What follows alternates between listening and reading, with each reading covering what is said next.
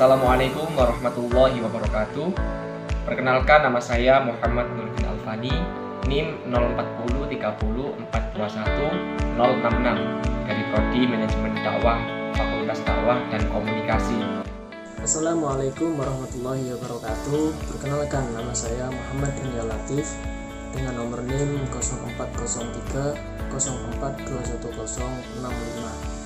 Perkenalkan, nama saya Ababil Firdaus Ramadan dengan NIM 040404210067. Assalamualaikum warahmatullahi wabarakatuh.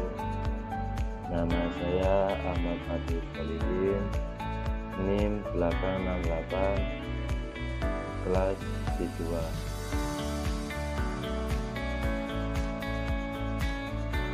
Di sini saya akan menjelaskan tentang manfaat teori administrasi dan organisasi.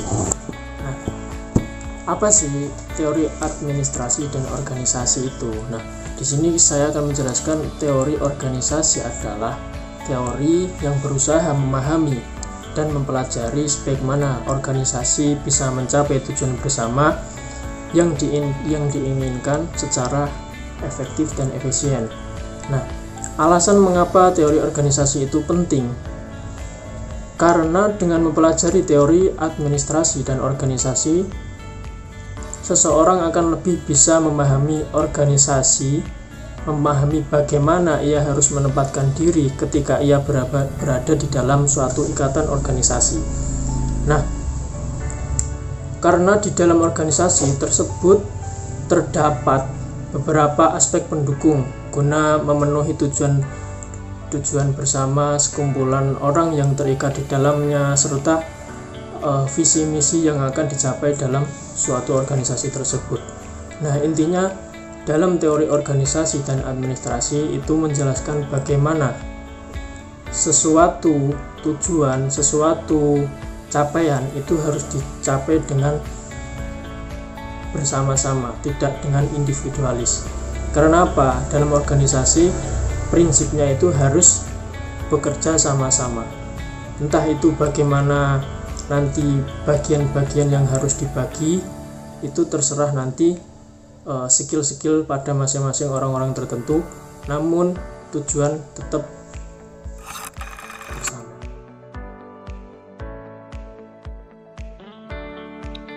Mengenai impian saya ingin menjadi pengusaha dan pendakwah.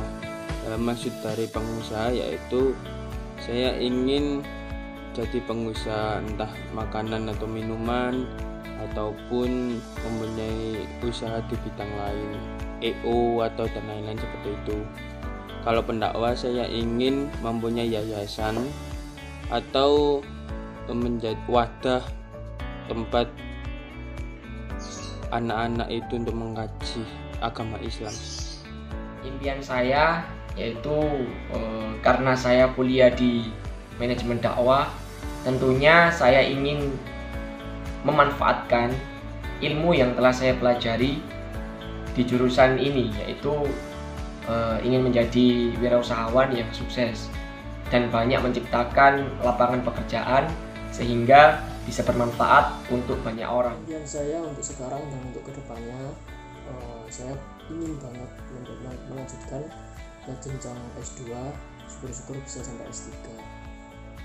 Untuk karena apa, pendidikan bagi saya itu adalah sangat hal yang urgent atau yang sangat penting bagi saya untuk bisa mencapai impian-impian yang telah saya rancang dari sekarang.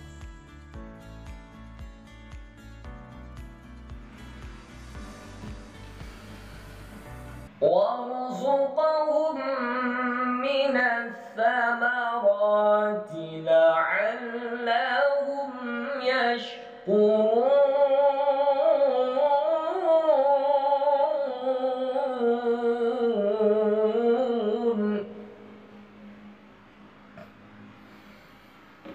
وَارْزُقْهُم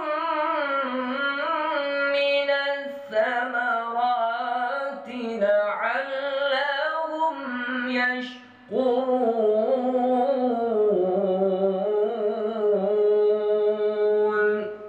صدق الله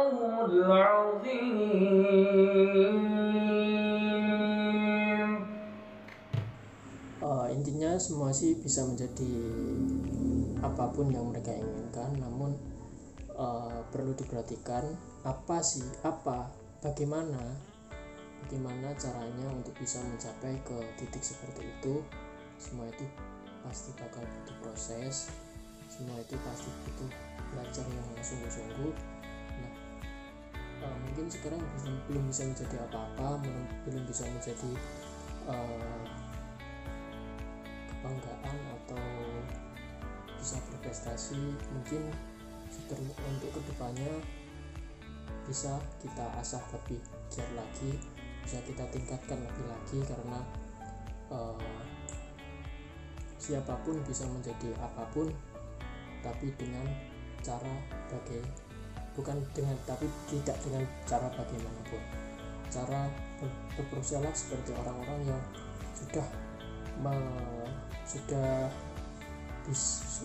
mereka sudah mumpuni, dan mereka sudah menjadi orang-orang yang sekarang dianut oleh para kaumnya atau para bawahannya.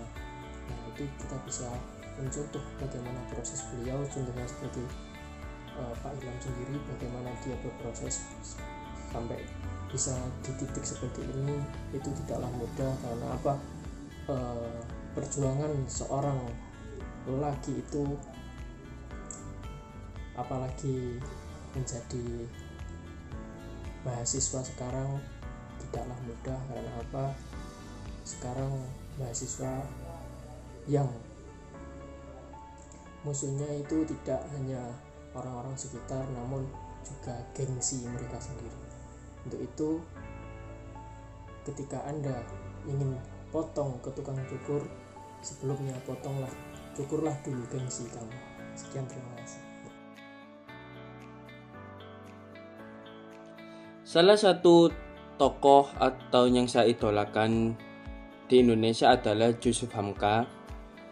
Beliau adalah pengusaha Chinese atau pengusaha dari Kalimantan dengan latar belakang keluarga Chinese, tapi dia menjadi mu'alaf, memeluk agama Islam ketika bertemu dengan tokoh Buya Hamka. Dan Yusuf Hamka terkenal dengan bos jalan tol. Jadi dengan kekayaannya seperti itu, yang saya takjub adalah dengan harta yang sangat banyak, beliau tapi sangat rendah hati, tidak sombong, dan dia sangat gemar untuk membantu sesama dan lain-lain seperti itu. Jadi walaupun kita banyak harta atau jabatan yang tinggi, tapi ingat kita tetap harus rendah hati. Dan beliau sangat bersemangat untuk menjalankan syariat Islam dan sangat cinta dengan agama Islam. Enaknya kuliah di manajemen dakwah. Tentunya manajemen dakwah ini keren banget ya guys. Jadi kita bisa mengenal apa itu manajemen dan apa itu dakwah. Dan ketika digabungkan menjadi manajemen dakwah, disitulah ilmu yang kita pelajari ini lebih menarik dan berbeda dengan manajemen pada umumnya. Ilmu manajemen yang baik sangat penting dalam mengatur dan mengarahkan sekelompok atau sebuah organisasi, sehingga proses manajemen tersebut dapat terstruktur demi mencapai tujuan dan meraih keberhasilan. Kita juga belajar ilmu dakwah yang bisa menjadikan kita paham cara berdakwah yang efektif dan efisien di era sekarang ini ya, sehingga bisa dengan mudah diterima oleh masyarakat. Contohnya saat ini banyak orang yang berdakwah melalui sosial media. Berdakwah dengan menggunakan media sosial seperti YouTube, Instagram, dan lain sebagainya itu merupakan hal yang sangat efektif dan efisien. Dilihat dari cepatnya penyebaran informasi hingga ke berbagai penjuru. Berdakwah dengan menggunakan media sosial ini juga memiliki banyak manfaat untuk mempermudah mad'u mendapatkan informasi keagamaan. Pesan untuk anak muda-mudi Indonesia.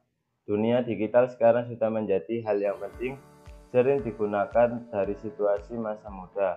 Kamu jangan pernah dihabiskan dengan membuang waktu melihat sosial media, tapi habiskan masa mudamu dengan pembelajaran dan pengalaman, dengan keringat dan tangisan atas kerja keras yang kamu lakukan terhadap prestasi yang kamu dapatkan. Dan pada akhirnya hidup itu sebuah pilihan, dan hanya pada saat masa mudalah kamu bisa menentukan pilihanmu. Berbanyak prestasi atau berbanyak gaya hidup ada di tangan kita.